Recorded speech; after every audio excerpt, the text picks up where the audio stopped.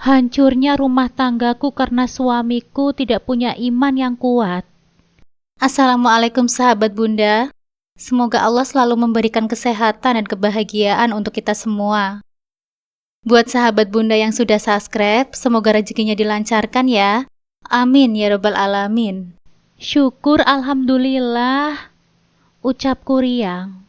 Suaraku tanpa sengaja terdengar agak keras hingga menarik perhatian ibuku. Ada apa, Nur? Wajahmu terlihat sangat gembira. Tanya ibu penuh keheranan saat melihatku tersenyum melihat ponsel yang aku genggam. Ini loh Bu, Mas Fikri akhirnya mau pulang. Aku tidak bisa menahan rasa senang, Bu. Jawabku sambil tersipu. Kegembiraan itu jelas tergambar di raut wajahku. Alhamdulillah Fikri pulang. Akhirnya kita bisa berkumpul di hari Lebaran ini. Sahut ibu dengan suara mengharukan. Benar Bu, alhamdulillah sekali. Kira-kira kapan dia sampai sini, Nur? Tanya ibu lagi penuh antusias. Kata Mas Fikri, paling lambat sore nanti, Bu. Jawabku mengulangi apa yang disampaikan oleh suamiku. Kalau begitu, besok pagi kamu harus masak, persiapkan hidangan yang istimewa. Ucap ibu dengan semangat. Baik, Bu. Aku memang sudah merencanakannya. Lagi pula, besok kan hari terakhir kita berpuasa. Jawabku mantap. Iya, ibu khawatir kamu kurang bersemangat memasak. Kan suamimu pulang, harus disambut dengan hidangan yang spesial. Kalian ini kan sudah lama berjauhan. Lanjut ibu meyakinkan. Iya Bu, tenang saja ya Bu. Semuanya akan aku siapkan dengan baik. Malam itu, aku tertidur dengan sangat lelah. Bahkan tanpa aku sadari, senyum mengembang di wajahku sebelum terlelap dan masih tetap ada saat aku terbangun. Perasaan bahagia itu begitu membuncah, hingga seringkali aku tersenyum sendiri. Astagfirullah, sudah pukul berapa ini? Kutatap jam dinding yang menunjuk pukul 4 pagi.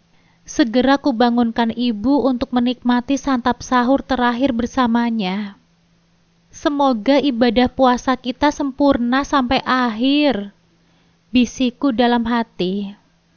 Aku dan ibu kemudian duduk bersama di meja makan, menikmati hidangan sahur.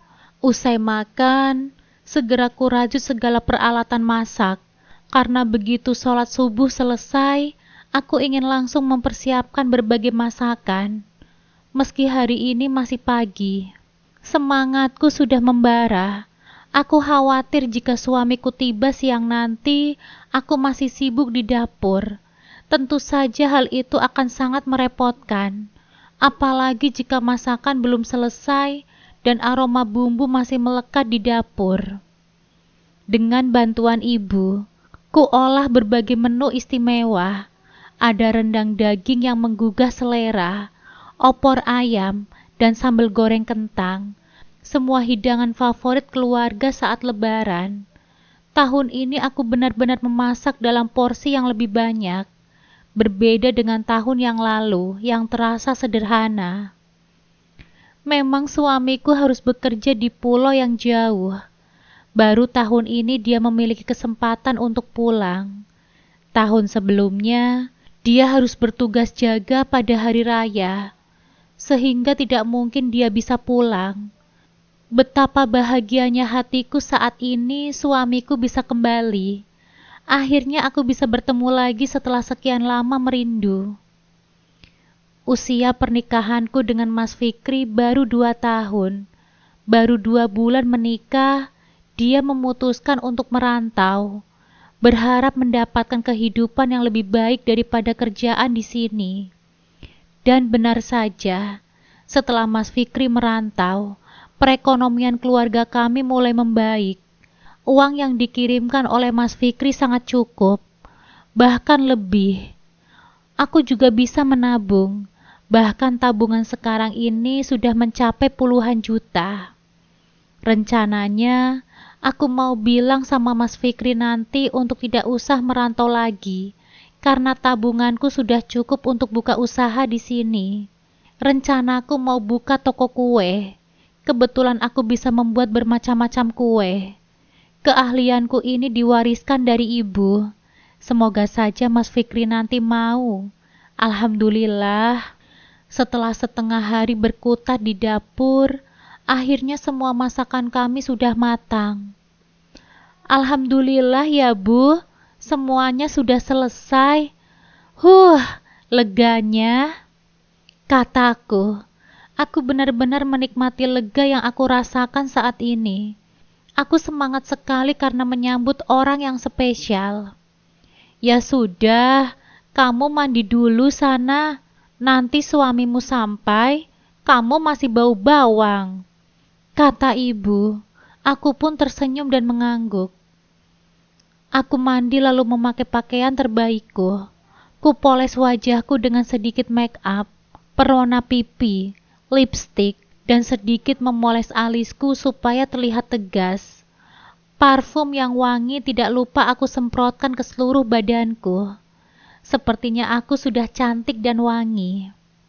Semoga suamiku senang dengan penampilanku ini, gumamku. Kulihat jam di ponselku sudah menunjukkan pukul 3 sore. Tapi kok Mas Fikri belum juga sampai ya? Aku mulai cemas. Khawatir kalau ada apa-apa di jalan. Baru saja akan menelponnya, tiba-tiba ada yang mengucapkan salam. Dan suara itu adalah suara Mas Fikri. Buru-buru aku berlari untuk membuka pintu. Ternyata sudah keduluan oleh ibu. Sudah sampai kamu nak? Ucap ibu dengan lembut menyapa Mas Fikri. Iya Bu, baru sampai. Assalamualaikum, ucap Mas Fikri sekali lagi mengucapkan salam. Waalaikumsalam, jawabku dari dalam, dan langsung suamiku itu melihat ke arahku. Dia bahkan membeku sejenak, menatapku cukup lama lalu tersenyum. Wah, kamu cantik sekali, ucapnya memujiku di depan ibu. Aku benar-benar malu. Ah, kamu Mas, bisa saja. Aku malu Mas sama ibu, kataku. Kenapa malu? Gak usah malu. Ya sudah, ibu mau ke kamar dulu ya. Rasanya kaki ibu pegal banget. Kalau kalian mau ngobrol-ngobrol, ya silahkan, ucap ibu yang begitu pengertian. Mas Fikri langsung memelukku dengan erat, mencium keningku, lalu membawaku ke kamar. Untung kami sedang berpuasa. Kalau tidak, entahlah, mungkin sudah lebih dari ini. Aku sudah sangat merindukan suamiku, dan aku yakin Mas Fikri pun sama. Mas, gimana kabarmu? Kamu sehat kan, Mas? Tanyaku sambil memeriksa seluruh tubuh suamiku, memastikan tidak ada sesuatu yang kurang, sama seperti dia berangkat dulu. Aku baik-baik saja sayang, lihatlah aku malah semakin gemuk kan, katanya. Setelah aku perhatikan, menurutku tidak, badannya masih sama seperti ketika ia berangkat dulu, tidak tambah gemuk. Biasa saja Mas, kayaknya sih nggak naik, jawabku. Apa iya sih? Tapi aku merasa gemuk loh. Lihat nih pipiku, ucapnya sambil memegangi pipinya dan bercermin. Iya Mas, biasa saja. Lihat tuh lenganmu juga masih segini, ucapku sambil memegangi lengannya. Ah, kamu bisa saja sih. Oh iya, kok dari luar tadi aku sudah mencium bau masakan ya? Apa kamu sudah masak? Tanya Mas Fikri. Sudah Mas, aku sudah masak dari pagi. Saking semangatnya mau menyambut kamu pulang. Jawabku apa adanya. Ya Allah, kamu itu ya ada-ada saja. Padahal puasa-puasa gini kan capek kalau harus masak banyak. Kenapa nggak beli saja sih? Tanyanya. Enggak lah mas, aku mau kamu makan masakanku. Jawabku sambil tersenyum manis. Aku dan Mas Fikri sama-sama merebahkan tubuh di kasur. Kami ngobrol santai. Mas Fikri banyak menceritakan kegiatannya di tempat kerja. Kamu senang banget ya mas kerja di sana. Soalnya kamu betah banget sampai 2 tahun baru pulang. Ucapku menyindir. Ya maaf, aku kan begini juga demi kalian. Ucap Mas Fikri. Iya mas. Oh iya, maaf ya mas. Kalau aku dan ibu malah jadi beban untuk kamu. Sampai-sampai kamu harus merantau jauh dari kami. Kataku merasa bersalah. Enggak lah, kalian bukan bebanku. Kalian itu malah tanggung jawabku. Sudah seharusnya aku bertanggung jawab terhadap kamu dan ibu. Kamu ini kan istriku, dan ibu juga ibuku. Mas Fikri mengelus pipiku dengan lembut. Masih sama perlakuannya, lembut dan romantis. Tidak terasa maghrib sudah tiba. Kami semua membatalkan puasa terlebih dahulu. Barulah sholat maghrib. Setelahnya, kami buka puasa bersama. Mas, kamu harus makan yang banyak ya. Aku sudah capek-capek masak ini dari pagi loh. Ucapku sambil menyendokkan nasi 3 centong ke piring Mas Fikri. Mengambilkan rendang, opor ayam, sambal goreng kentang dan juga lalapan. Ya ampun sayang, ini banyak banget. Jangan terlalu banyak. Ini kan buka puasa, bukan makan biasa. Katanya. Iya mas, aku tahu. Tapi aku pengen kamu makan yang banyak masakanku. Jawabku. Iya, ini saja ya. Aku habiskan deh. Aku janji. Mas Fikri pun mulai makan dengan lahap. Rasanya hati ini puas ketika makanan yang aku buat dengan susah payah dimakan dengan lahap oleh orang yang spesial. Begitu juga dengan ibu. Beliau terlihat begitu menikmati makanan malam ini. Apa karena melihatku bahagia, jadi ibu ikut bahagia juga? Tapi entahlah, aku tidak tahu. Ibu senang banget, Fik. Kamu sudah pulang. Lihat tuh Nuri. Dari kemarin dia begitu excited. Sebelumnya nggak pernah loh dia dandan begini di rumah. Pas kamu pulang aja dia begini. Cantik sekali kan anak ibu? Ucap ibu menggoda. Mas Fikri langsung melihat ke arahku. Dia pun tersenyum. Aku malah jadi malu dan salah tingkah. Apaan sih ibu? Biasa aja kok. Ucapku. Aku benar-benar malu. Selesai makan, kami bertiga ngobrol santai di ruang tamu yang juga menjadi ruang keluarga. Ibu banyak bertanya pada Mas Fikri, dan suamiku itu menjawab dengan sopan. Semua pertanyaan ibu ditanggapi dengan sangat baik. Aku senang melihat keakraban mereka berdua. Aku merasa menjadi keluarga yang sangat sempurna. Selesai sholat Isya, kami keluar untuk melihat pesta kembang api yang dinyalakan oleh anak-anak di sekitar dan gema takbir yang saling bersahutan. Aku, Mas Fikri dan ibu takbiran bersama. Namun pukul 10 malam, ibu sudah menguap. Memang biasanya jam segini ibu sudah tidur. Ibu sudah ngantuk banget. Ibu tidur dulu ya. Pamit ibu pada kami. Iya bu, tidurlah. Istirahat saja. Besok kan harus bangun pagi. Kataku. Ya sudah, ibu ke kamar dulu. Pamit ibu. Kami berdua pun mengangguk. Kini hanya tinggal aku dan Mas Fikri. Udara malam yang dingin membuat kami punya pikiran yang sama. Mas Fikri menarik tanganku masuk ke dalam rumah, lalu ke kamar, dan mengunci pintunya. Tak perlu kujelaskan apa yang terjadi. Kami sudah 2 tahun tidak bertemu. Pastilah akan terjadi sesuatu malam ini. Kamu sudah minum pilnya kan? Tanya Mas Fikri sebelum melakukannya. Aku pun mengangguk. Padahal aku berbohong. Aku sudah ingin hamil. Aku tidak mau menunda lagi. Lebih baik aku berbohong saja. Ya, kasus orang hamil meskipun sudah minum pil KB itu kan sudah banyak. Jadi tidak ada masalah kan jika nanti aku hamil? Lagi pula, aku kan punya suami. Sebenarnya aku masih bingung kenapa Mas Fikri masih ingin menunda kehamilan. Padahal kalau punya anak, semakin lengkap kebahagiaan keluarga kita. Kami berdua melakukannya dengan sangat bahagia.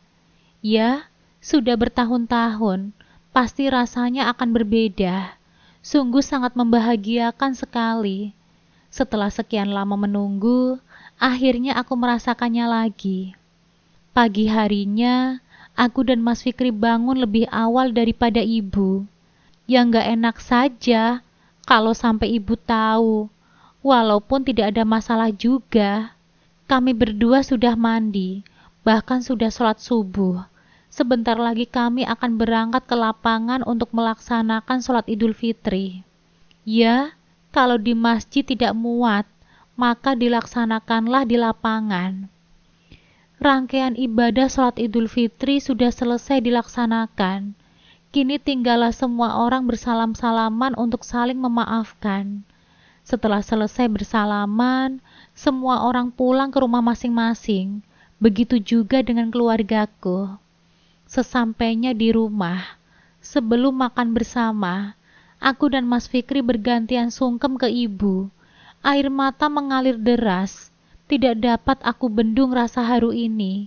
Begitu juga dengan Mas Fikri. Pria yang sudah menikahiku selama 2 tahun ini juga ikut menangis. Maafkan kami ya, Bu. Kami masih banyak salah. Maafkan kami, ucapku. Dan entah mengapa, kali ini Mas Fikri menangis tidak seperti biasanya. Dia menangis sampai sesenggukan. Kalau biasanya menangis, tapi tidak sampai seperti ini. Sudah, Mas, kataku sambil mengelus punggungnya dengan lembut. Terlihat Mas Fikri begitu merasa bersalah. Tapi apa yang membuatnya sampai seperti itu? Atau mungkin Mas Fikri terharu karena setelah sekian lama barulah bisa berkumpul dengan keluarga lagi. Mas Fikri pun sudah berhenti menangis. Dia menghapus air matanya, namun sesekali masih sesenggukan. Aku ke kamar sebentar ya. Pamit Mas Fikri. Aku pun mengangguk. Mungkin dia butuh waktu untuk menetralkan hatinya. Tak lama kemudian, dia sudah kembali dan bergabung bersama kami. Semua sudah siap untuk sarapan. Setelah sebulan berpuasa, ini pertama kalinya untuk sarapan lagi di pagi hari seperti hari ini. Kalau biasanya kan sahur, masih di subuh hari, dan menu yang sama, dan rasanya masih tetap enak. Selesai makan, aku langsung membereskan dan mencuci piring. Sementara itu Mas Fikri pamit.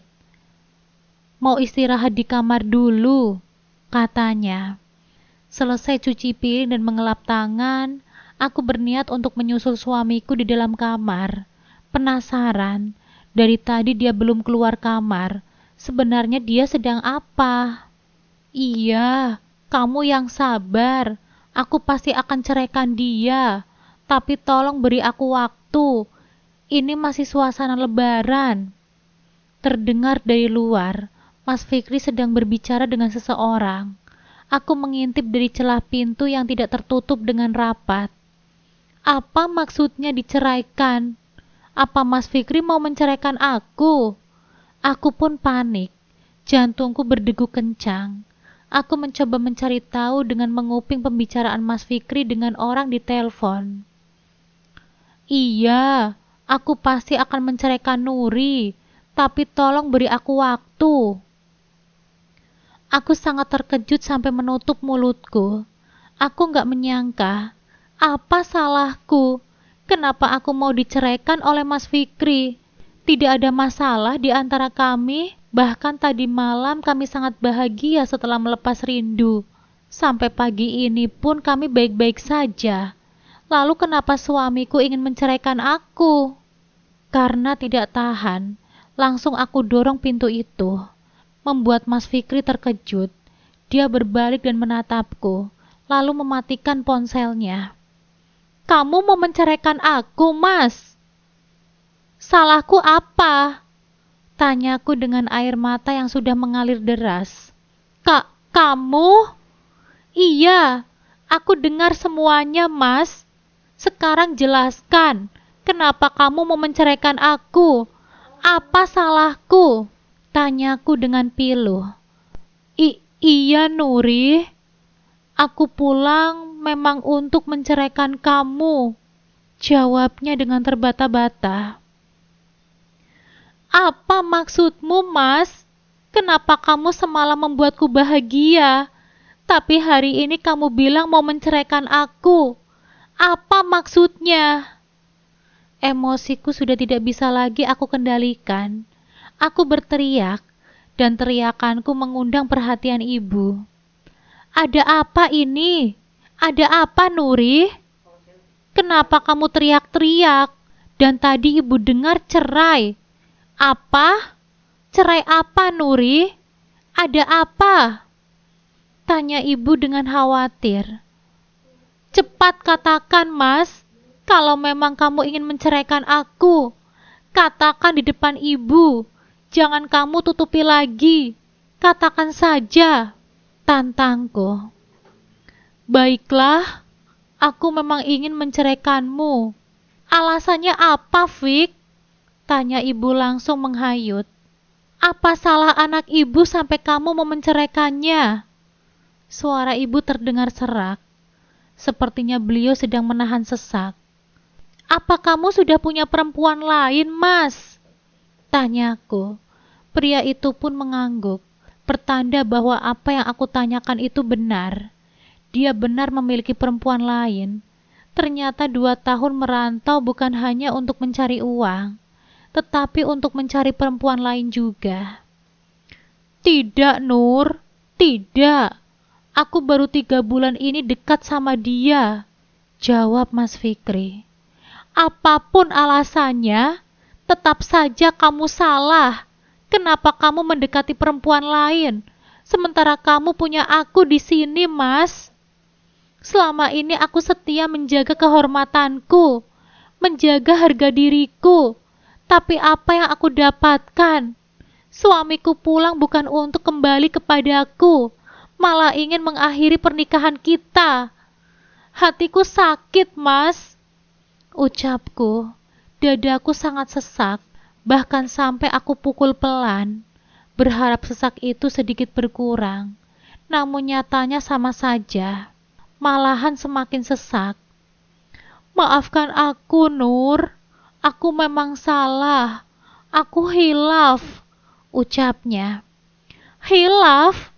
Hilaf seperti apa yang kamu maksud, Mas? Kamu sampai merelakan rumah tangga kita untuk hancur. Apa jangan-jangan kamu sudah tidur dengan perempuan itu? Tanyaku lagi. Ya, pikiran buruk sudah berputar-putar di kepalaku ini. Dan Mas Fikri dengan pelan, dia pun mengangguk. Ya, lagi-lagi dia mengangguk. Tuduhanku ini benar. Dia sudah tidur dengan perempuan itu. Astaghfirullahalazim. Istighfar berkali-kali aku ucapkan dengan lirih. Begitu juga dengan ibu. Astaghfirullahalazim, Fikri. Apa yang kamu lakukan, Nak? Kenapa kamu hianati anak ibu? Ucap ibuku. Suara ibu bergetar, memegangi dadanya. Sakit, ibu sakit, ucapnya dengan berat. Lalu sedikit kemudian, Ibu terjatuh di lantai dan pingsan. Ibu! Ibu! Aku berteriak memanggil ibu. Ibu! Bangun, Bu! Aku berusaha untuk menyadarkan ibu, namun usahaku sia-sia. Ibu tidak bangun. Ayo kita bawa ibu ke rumah sakit, ucap Mas Fikri. Aku pun setuju. Aku segera berlari keluar rumah untuk mencari bantuan. Untunglah tetanggaku Pak Bimo belum pergi. Pak, tolong ibu saya pingsan. Aku memohon sambil menangkup kedua tanganku di dada. Apa? Pingsan? Ayo, jawab Pak Bimo. Tak kalah paniknya denganku. Beliau langsung memundurkan mobilnya, lalu diparkirkan di depan rumahku. Ayo Mbak. Pak Bimo sudah membuka pintu bagian belakang. Aku dan Mas Fikri membopong ibu sampai masuk ke dalam mobil. Saking paniknya, pintu rumah pun aku tinggalkan dalam keadaan terbuka. Tidak peduli lagi, yang penting sekarang keselamatan ibu yang nomor 1. Ya Allah, selamatkanlah ibuku. Aku terus berdoa dan berharap. Pak Bimo melajukan mobilnya dengan kecepatan cukup tinggi. 20 menit kemudian, baru sampai di rumah sakit. Ya, jaraknya memang lumayan jauh. Itulah yang membuatku sangat khawatir. Ibu langsung dilarikan ke ruang gawat darurat. Kenapa lama sekali dokternya? Gimana keadaan ibu? Ucapku benar-benar panik dan khawatir. Bahkan sampai mondar-mandir di depan UGD. Nur, duduk dulu. Tunggu saja. Kita doakan semoga ibu tidak apa-apa. Ucap Mas Fikri yang menyuruhku untuk duduk di sampingnya. Kamu bukan suamiku lagi. Kamu sudah menceraikan aku. Ya, bagiku kata-katanya di telepon tadi sudah mewakili kalau dia sudah menceraikan aku. Ditambah aku sudah tahu alasannya. Dia menceraikanku karena perempuan itu sudah dia tiduri. Aku tidak sudi lagi. Andai semalam aku sudah tahu, mungkin aku tidak mau untuk melayaninya. Nur, bukan begitu maksudku, ucap Mas Fikri. Sudahlah Mas, pergi kamu dari sini. Kamu bukan siapa-siapaku lagi. Pergi Mas, teriakku. Aku tidak peduli kalau itu di rumah sakit. Aku berteriak-teriak sesuka hatiku karena sangat emosi.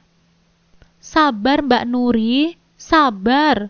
Jangan marah-marah di sini. Kita doakan semoga ibu baik-baik saja. Ucap Pak Bimo mengingatkanku. Saking emosinya aku sampai tidak sadar begini.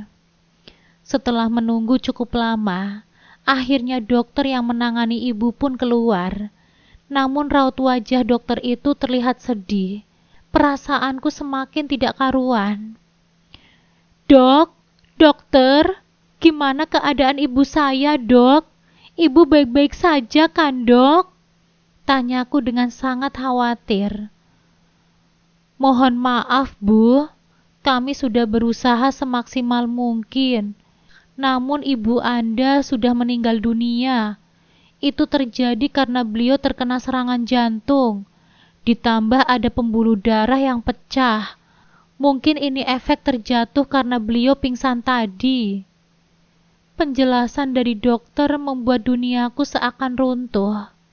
Kakiku lemas dan tak berdaya, seolah aku kehilangan duniaku sekarang ini. Ibu, innalillahi wa innalillahi roji'un, ucapku dengan lirih. Rasanya tidak sanggup mengatakan itu untuk ibuku sendiri. Aku hampir pingsan. Namun tubuhku segera ditangkap oleh Mas Fikri. Setelah menyadari siapa yang menolongku, langsung aku lepaskan tangan itu. Jangan sentuh aku bukan istrimu lagi, ucapku. Lalu aku menerobos masuk ke ruang UGD. Suster sudah melepas semua alat-alat yang tertempel di badan ibuku, lalu hendak menutup seluruh tubuh ibu dengan kain putih. Tunggu! Teriakku. Ku peluk ibu, ku cium pipinya, berharap ibu akan hidup lagi.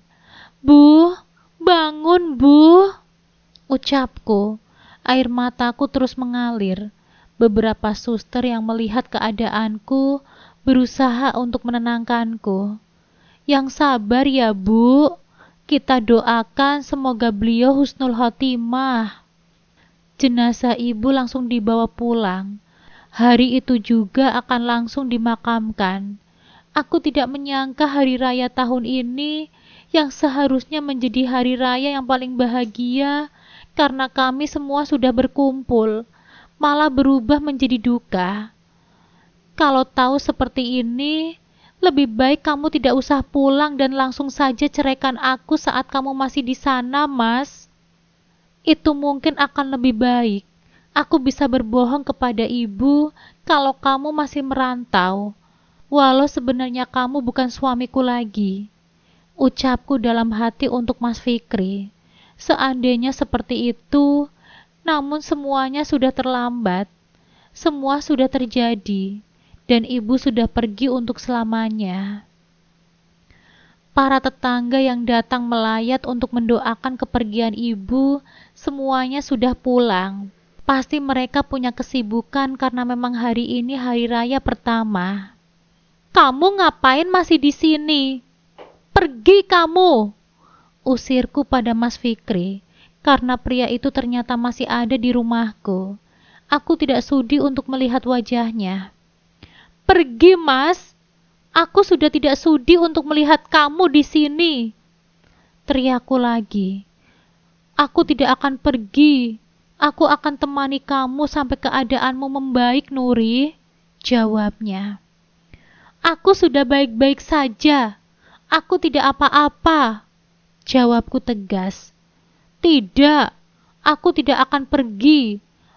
Aku mau di sini. Katanya lagi. Karena geram, aku langsung masuk ke dalam kamar dan membereskan baju-bajunya, baik yang masih ada di lemari ataupun yang masih ada di koper. Ya, koper itu belum sempat aku bongkar. Aku belum tahu apa isinya. Aku tidak peduli. Baju yang masih tersisa di lemari, semua aku masukkan secara asal ke dalam koper. Aku tidak peduli juga koper itu bisa ditutup atau tidak. Nur, jangan seperti itu, Nur. Aku mau kasih kamu sesuatu. Sesuatu itu masih ada di dalam koper ini. Tolong, jangan seperti ini. Beri aku kesempatan dulu, Nur. Ucapnya. Tidak, tidak ada kesempatan untuk kamu. Bawa semua barang-barang yang kamu mau kasih untukku. Aku juga tidak mau menerimanya. Sudah sana, kamu pergi. Aku tidak sudi melihatmu. Ku dorong tubuh Mas Fikri sampai keluar rumah. Ku lemparkan koper itu ke teras. Lalu aku tutup pintu dan aku kunci dari dalam. Aku menangis. Menangis di meja makanku yang penuh dengan kue lebaran. Kue-kue ini adalah kue yang aku buat bersama ibu. Ibu senang sekali dengan kue ini. Aku mengambil setoples kue yang berisi nastar. Nastar ini adalah kue favorit ibu. Ibu, sekarang kue ini pasti tidak enak lagi, karena sudah tidak ada lagi yang biasa memuji kue buatanku. Ucapku lirih. Ya, kenangan manis bersama ibu masih jelas dalam ingatanku. Setiap sudut rumah ini aku selalu bersamanya. Di ruang tamu, di kamarnya, di kamarku, di dapur. Semua masih ada kenanganku bersama ibu. Setiap sudut rumah mengingatkanku pada ibu. Astaghfirullahalazim. Ampuni aku ya Allah, yang terlalu meratapi semua ini. Sebulan setelah kejadian itu dan aku telah resmi bercerai dengan Mas Fikri, Pak Bimo, tetanggaku yang baik hati, mengajak seorang pria bertamu ke rumahku. Karena tidak ingin menjadi bahan perbincangan tetangga lain, kami pun memilih untuk duduk dan berbincang di luar. Pria itu memperkenalkan dirinya sebagai Ardi. Dia masih saudara dengan Pak Bimo. Ternyata dia pernah bekerja bersama dengan Mas Fikri di perantauan dan mengenal baik suamiku itu. Ardi bercerita bahwa ia merasa sangat kasihan melihat keadaanku yang kini hidup sebatang kara, dan karena itulah ia merasa perlu menceritakan semua yang sebenarnya telah terjadi pada Fikri. Ardi pun memulai bercerita. Menurutnya, awal mula masalah Fikri adalah karena ia tidak bisa menahan dirinya sendiri. Fikri bekerja di sebuah perusahaan besar dan dengan gaji yang lumayan. Meski hanya sebagai supir, awalnya dia adalah supir lapangan biasa, namun nasib berubah ketika bos perusahaannya datang dan justru tertarik untuk menjadikannya supir pribadi. Disitulah bibit masalah mulai tumbuh. Tugas Fikri pun bertambah, tidak hanya mengantar bosnya, tetapi juga putri sang bos, Nadia, kemana-mana. Ardi menjelaskan bahwa dari situlah Nadia mulai menaruh hati kepada Fikri. Namun Nadia merasa sangat kecewa ketika mengetahui bahwa Fikri sudah beristri. Tapi Nadia bukanlah tipe yang mudah menyerah. Dia terus mencari cara untuk memilikinya. Hingga pada suatu malam, Nadia sengaja minum alkohol hingga mabuk berat. Dalam keadaan itu, dia meminta Fikri untuk memapahnya ke kamar. Begitu berada di dalam kamar, Nadia mulai melancarkan aksinya dengan menggoda Fikri. Ardi berkata, meski itu salah, Fikri yang sudah hampir 2 tahun tidak menyentuh istrinya, akhirnya tidak bisa menahan diri dan menuruti hawa nafsunya. Nadia mendekapnya dengan erat, dan terjadilah hubungan terlarang di antara mereka berdua. Seminggu setelah malam kelam itu, Nadia mengabari Fikri bahwa dirinya telah hamil. Mau tidak mau Fikri harus bertanggung jawab. Ayah Nadia yang juga bos Fikri marah besar dan menuduh Fikri telah menodai putrinya. Fikri dihadapkan pada 2 pilihan, bertanggung jawab dengan menikahi Nadia atau menghadapi ancaman di penjara. Dalam tekanan yang begitu besar, Fikri pun terpaksa menyetujui untuk menceraikanku dan menikahi Nadia. Saat diminta untuk menyetujui perceraian itu, Fikri hanya bisa mengangguk, dan saat itulah talak telah jatuh kepadaku. Ardi menghela nafas setelah bercerita panjang lebar. Aku pun semakin sakit mendengar cerita itu semua. Ardi kemudian melanjutkan ceritanya. Fikri sebenarnya sangat menyesali perbuatannya. Dia yakin andai bisa mengendalikan dirinya, semua ini tidak akan terjadi.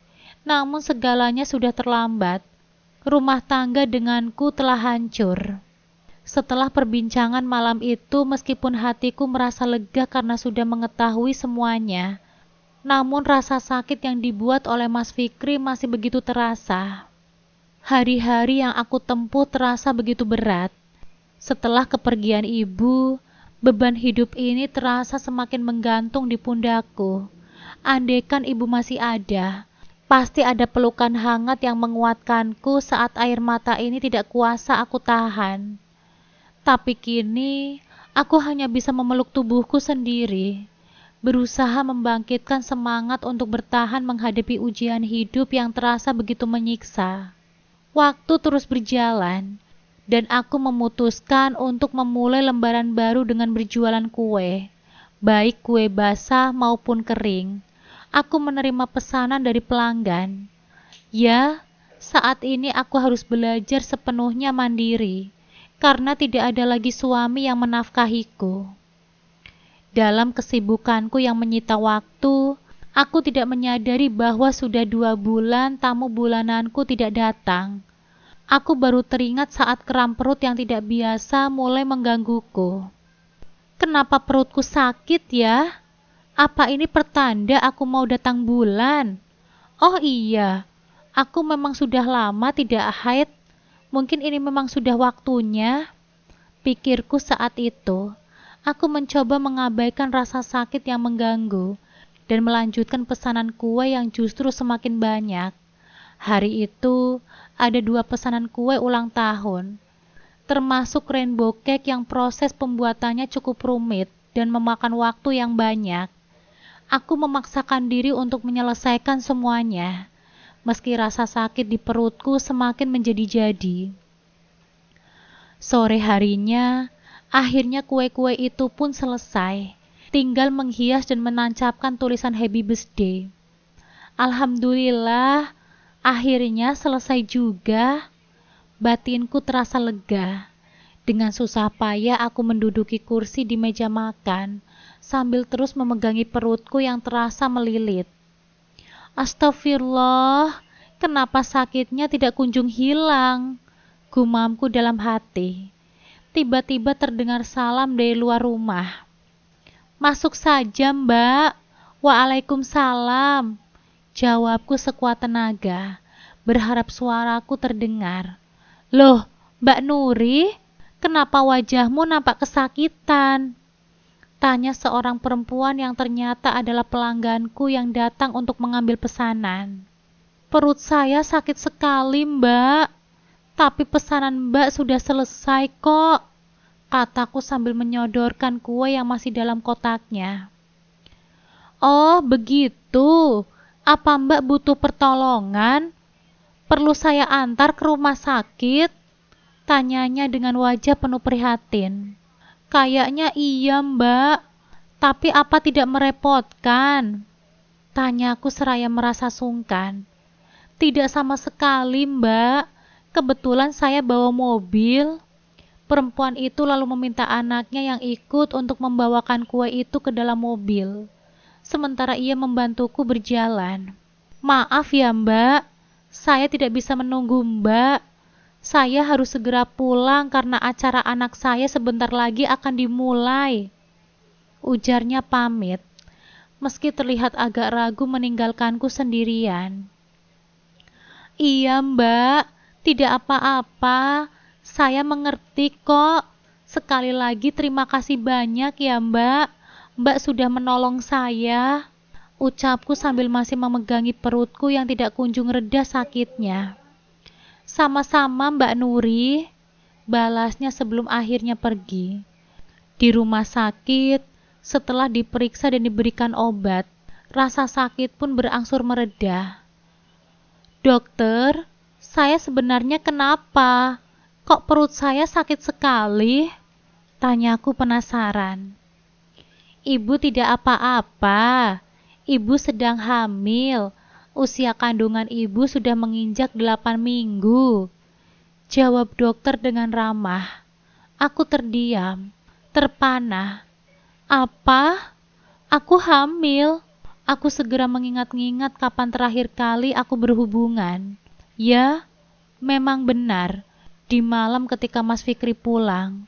Ya Allah, kenapa engkau menganugerahiku karunia ini justru di saat kami sudah resmi bercerai?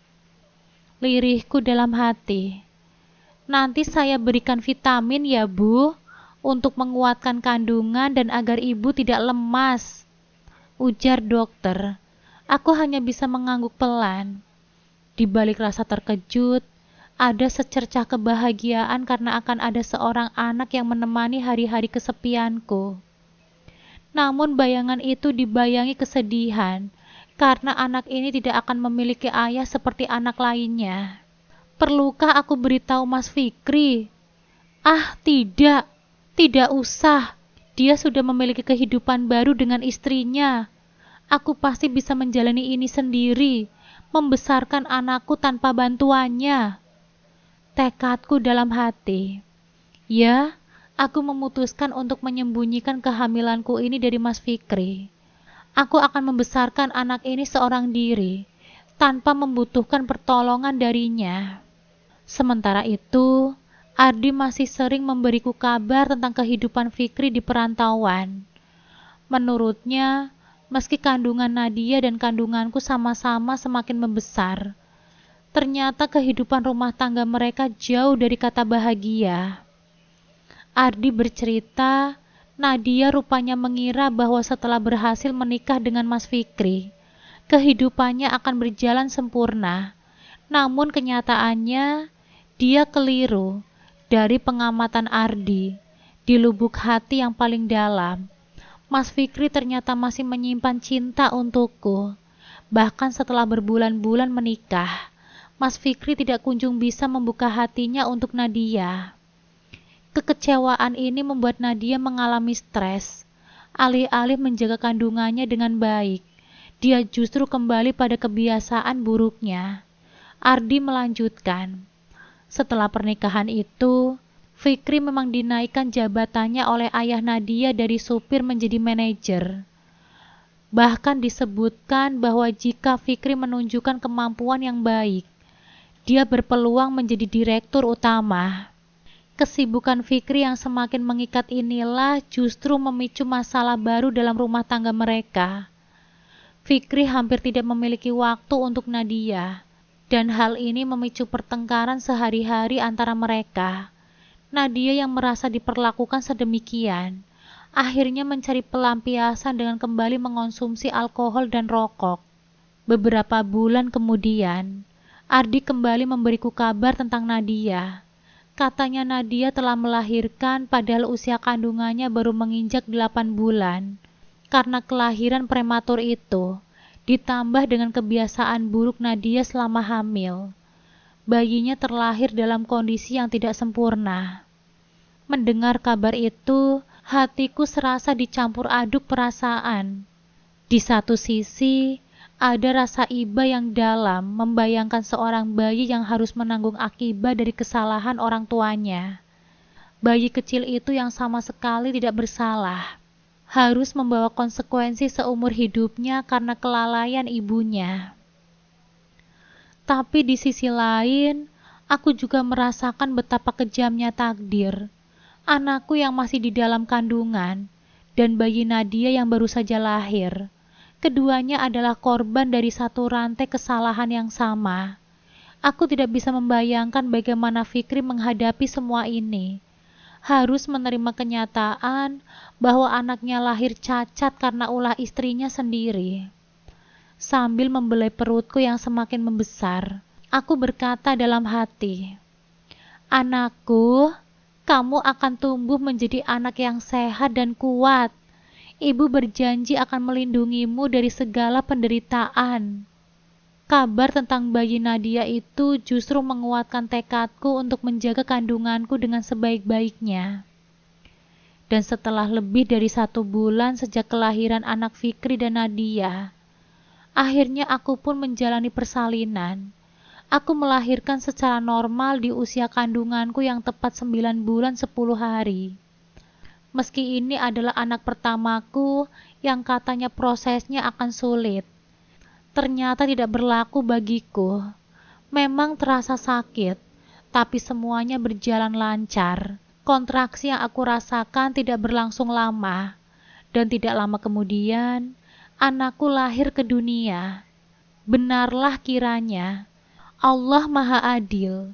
Seseorang yang pernah dizolimi akan dimudahkan dalam segala urusannya, seperti yang aku rasakan sekarang. Sementara mereka yang berbuat zolim telah mendapatkan ganjarannya masing-masing. Karena tidak ada keluarga yang menungguku, aku pun terpaksa meminta tolong pada seorang perawat laki-laki untuk mengazani anakku. Pemandangan itu mungkin terlihat menyedihkan di mata orang lain, tapi aku justru merasa kuat. Tidak setetes pun air mata kesedihan yang jatuh. Yang ada hanyalah tangis bahagia karena berhasil melahirkan putraku dengan selamat. Ya, anakku lahir sebagai bayi laki-laki yang tampan, sehat dan sempurna. Aku beri nama dia Dava. Setelah kondisiku dianggap cukup kuat, aku diizinkan untuk pulang. Sampai di rumah, ternyata sudah banyak tetangga yang menantiku. Memang aku tidak lagi punya siapa-siapa, tetapi masih ada tetangga-tetangga baik yang begitu perhatian. Mereka bahkan sudah menyiapkan makanan untukku, merapikan kamar, membersihkan rumah, dan menata semua perlengkapan bayi yang semula belum sempat aku atur karena kesibukanku membuat kue. Ya, sungguh terasa berat menjalani semua ini sendiri. Seorang janda seperti aku harus mencari nafkah sendiri di tengah kehamilan yang semakin membesar. Terima kasih ya ibu-ibu, aku benar-benar terbantu. Sungguh senang hatiku, ucapku. Sama-sama Mbak Nuri, kami juga senang bisa membantu. Sesama tetangga harus saling membantu kan? Jawab salah satu dari mereka. Bahkan mereka juga membantu mencuci pakaian bekas melahirkanku yang masih kotor. Selama seminggu, mereka bergantian membantuku seperti ini. Sebenarnya aku sangat ingin menyewa asisten rumah tangga yang bisa membantuku sehari-hari, tapi kondisi keuanganku sedang tidak memadai. Aku khawatir tidak bisa membayarnya, dan itu justru akan menyusahkan orang lain. Setelah seminggu, akhirnya kondisiku sudah cukup pulih untuk beraktivitas sendiri, mengurus Dava, sekaligus kembali menerima pesanan kue. Mau bagaimana lagi? Aku harus tetap bekerja demi menghidupi diriku dan anakku. Memang ada tabungan, dan rencananya ingin aku buat usaha. Tapi bukan saat ini. Nanti saja ketika Dava sudah agak besar. Sebenarnya, keinginan untuk membuka toko kue sudah lama aku rencanakan, sejak awal bercerai dari Mas Fikri. Namun beberapa hal membuatku menundanya. Apalagi kemudian aku tahu diriku telah hamil. Akhirnya aku putuskan untuk fokus berjualan dari rumah dulu. Kutunggu sampai pelangganku semakin banyak, barulah nanti aku buat toko. Waktu begitu cepat berlalu. Hari itu, aku dikejutkan oleh ketukan pintu. Saat aku buka, Mas Fikri berdiri di sana dengan seorang bayi di gendongannya. "Assalamualaikum Nuri," suaranya terdengar ragu. "Waalaikumsalam," jawabku pelan, sambil mendekap Dava lebih erat yang sedang tertidur di gendonganku. "Kenapa kamu kesini, Mas? Apa maumu?" tanyaku, tidak mampu menyembunyikan gejolak emosiku. Dia mulai memohon maaf, menjelaskan bahwa dia sudah bercerai dengan Nadia. Lalu matanya tertuju pada Dava yang aku gendong. Itu anakmu?" tanyanya penasaran. "Iya, ini anakku," jawabku singkat. "Kamu sudah menikah lagi?" tanyanya lagi. Kugelengkan kepalaku.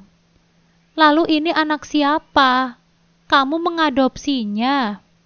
tanyanya semakin bingung. "Ini anakku, lahir dari rahimku sendiri," jawabku tegas. Saat dia terus mendesak siapa ayahnya, hatiku berkecamuk melihat bayi perempuan dalam gendongannya. Akhirnya aku jawab dengan dingin, "Dia anakmu, Mas." Terkejut bukan main, Mas Fikri hampir tidak percaya.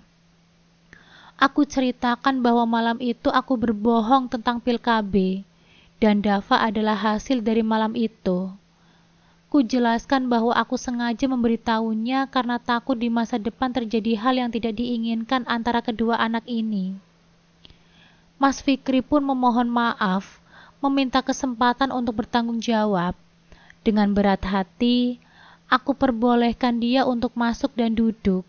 Dalam percakapan itu, dia bercerita tentang Nara, putrinya yang tidak diinginkan oleh Nadia dan keluarganya. Matanya berkaca-kaca saat mengatakan tidak ingin anaknya menderita di masa depan.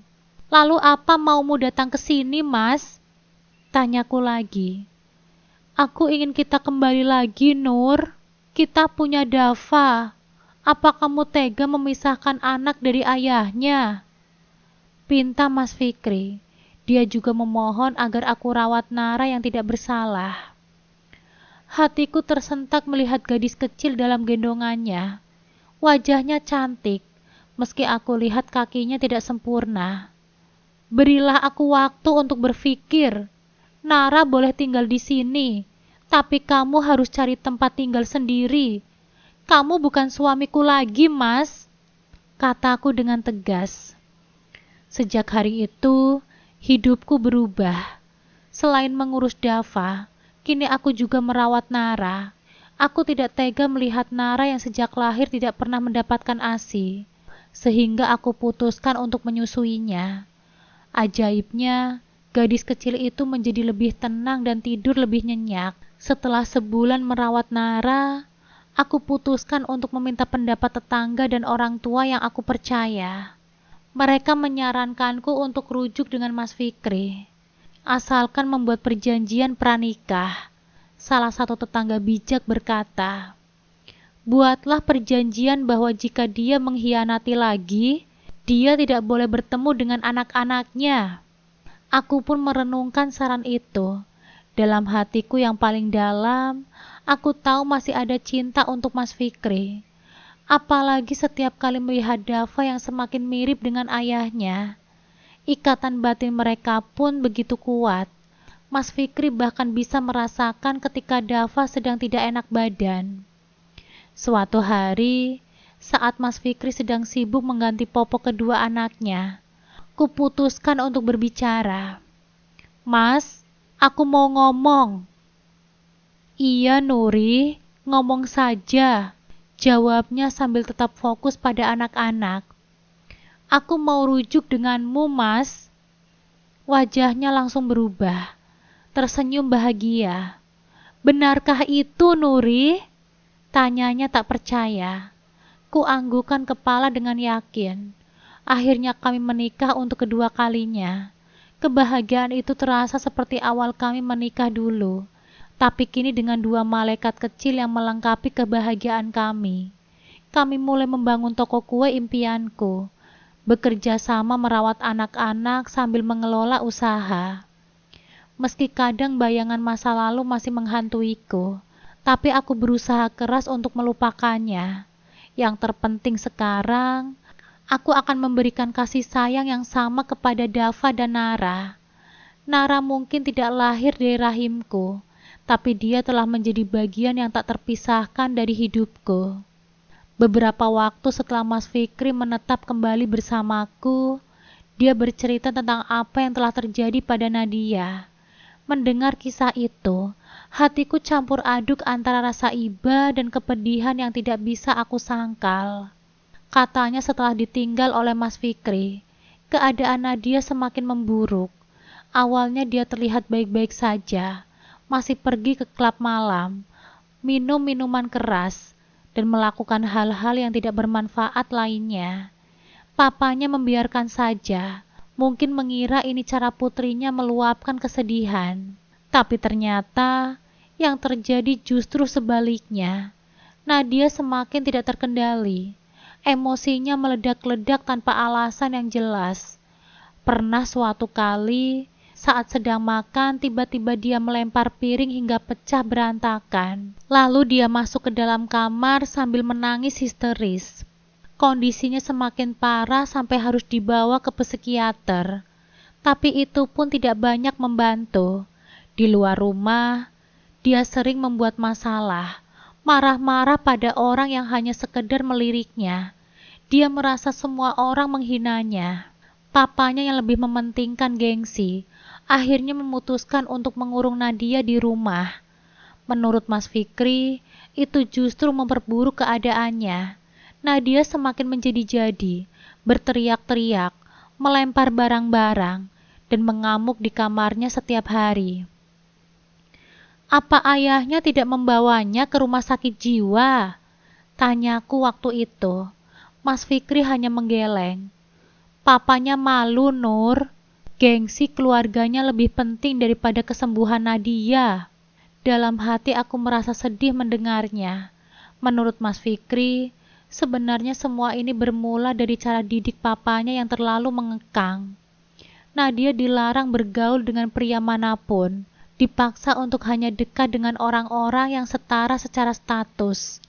Tapi Nadia justru tertarik pada Mas Fikri, supir pribadi yang dianggapnya lebih perhatian dan tidak sibuk. "Jadi bagaimana sekarang?" tanyaku penasaran. Mas Fikri hanya menghela nafas. "Papanya membawanya ke luar negeri, katanya agar tidak ada yang mengenalinya, dan berharap Nadia bisa sembuh di sana." Aku mengangguk pelan. Meski Nadia telah menyakitiku, tapi aku tidak bisa membenci sepenuhnya. Dia adalah korban dari keegoisan orang tuanya, termasuk ayahnya sendiri, dan mungkin juga Mas Fikri yang tidak bisa menjaga batasan. Kini yang bisa aku lakukan hanyalah berdoa. Semoga di tanah asing, Nadia menemukan kedamaian dan kesembuhan, dan semoga aku bisa terus memaafkannya, bukan hanya untuk dirinya, tetapi juga untuk ketenangan hatiku sendiri. Sekarang saat aku menatap kehidupan yang terbentang di hadapanku, rasanya seperti mimpi yang akhirnya menjadi nyata. Pagi-pagi sekali, suara tawa Dava dan Nara sudah memecahkan kesunyian rumah ini.